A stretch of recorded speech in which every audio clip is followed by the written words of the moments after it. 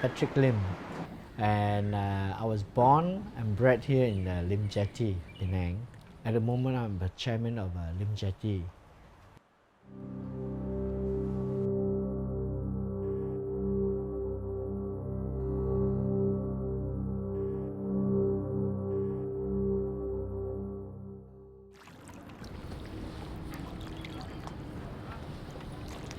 Been listed as one of the UNESCO site. There's always pro and con. The pro side is, of course, you are proud that wow, you have been identified as one of the heritage sites. The con side is there are always stringent rules. For example, you have to retain certain aesthetic of the location. We are all call it low-income earners. So to maintain that, sometimes it takes a lot of money. We all, especially now, material, the wooden material are very expensive. Our fashion is built, now you can show you. Now this is how they do it. Used to have used to have this piling, wooden pile only. Okay? Then wooden pile we have this case, and then reinforced concrete will be reinforced with concrete. You see?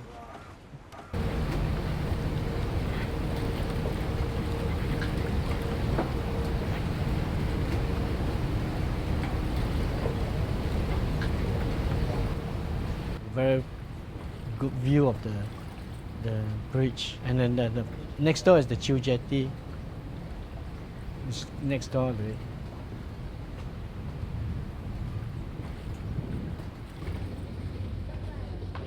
你们住几晚？所以是你的父母一起过来啦。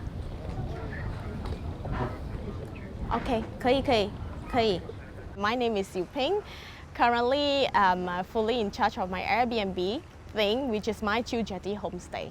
I can't help to support to do the maintenance by my pure salary, so I need to do something else to help to maintain the house as well. So that's why I set up the Airbnb thing. Come, I show you this. This is the living hall, yeah, and this is the picture of Anthony Bourdain, where he came here, I think in 20, about 5 years ago or 6 years ago. Yeah.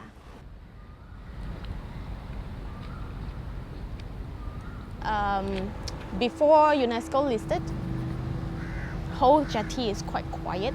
It was totally quiet. If you come during nighttime, you will experience the real true jetty.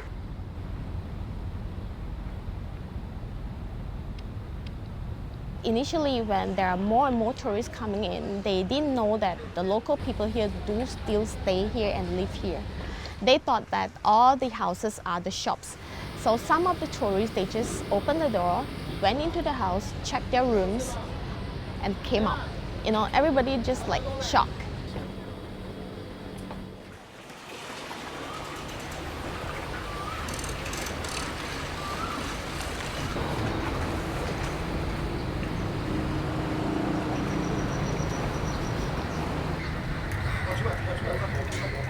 Most of our residents are against any commerce in our jetty, because what we have seen in Chiu Jetties, when you have a lot of this commerce, some of these are let out to the non-residents. So their prime objective is to make money.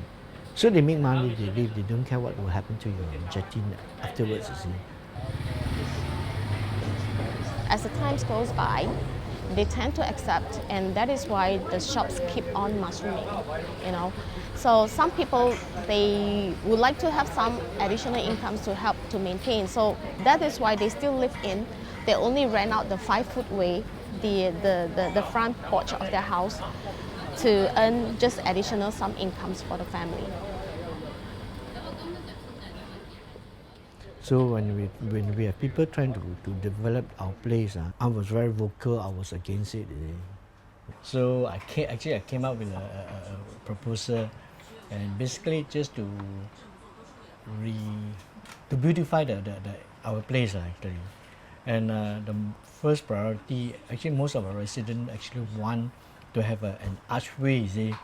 And my proposal when they come in is just to have one walkway where people can walk in. At the same time, they can exit through this bridge.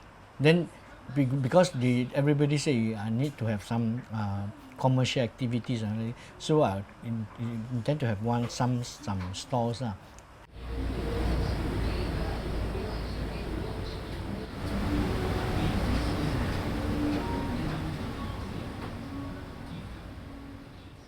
When we talk about cultural side of thing, Jetties or all the clan jetty in Penang is very rich in culturally, because when they came over from China, they brought along their idol of worship.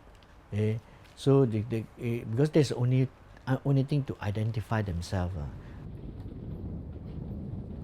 Everybody was not so crazy about the money, although they have the hard life, but still they treasure their life, they treasure what they have. That is why people have more time to stay together, to play together. Con này mình con mà vượng con quê kìa. Này.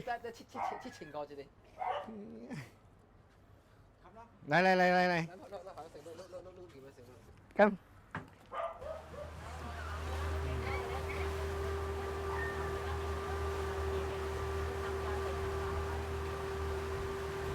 You know, some good men. And these are all reclaimed, you see. You see the whole stretch all reclaimed.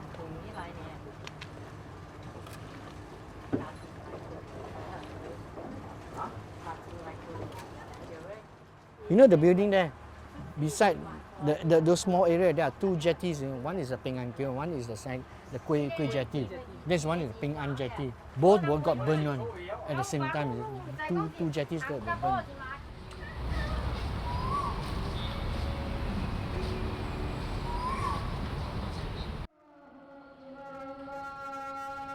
When you talk about the clan jetties of Penang, people usually think about Chiu Jetty, the Lim Jetty. Well, that comes to mind because they have been promoting it a lot, so but people do not know about Kui Jetty. My name is Kui Chun Sian, so the surname Kui. I am considered the third generation of the current Kui family. I think life, a person's life is very much made of things that you remember. No matter how digital we go, we will still need a piece of heritage to be preserved. If you can't see them anymore, I think it kind of makes you lose a part of your life. It makes you feel incomplete.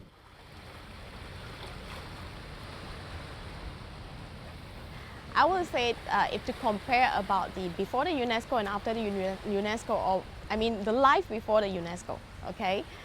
I would say I still prefer the life before the UNESCO. For the old time, people really connect with each other. I'll call it our side is different from the other side. You don't look at on the aesthetic point of view only. You must look on the progressing, what's the living style, how we evolve, or maybe you should encourage us to bring community activities back, rather than let it die,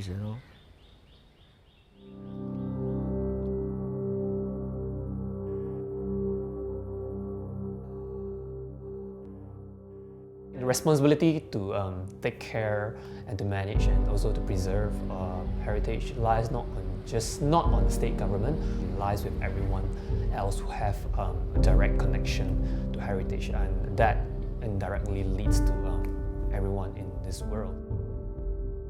If I could have a question or a wish for the people of Penang, I hope that we can make up your mind whether you want to stay in the past or go into the future.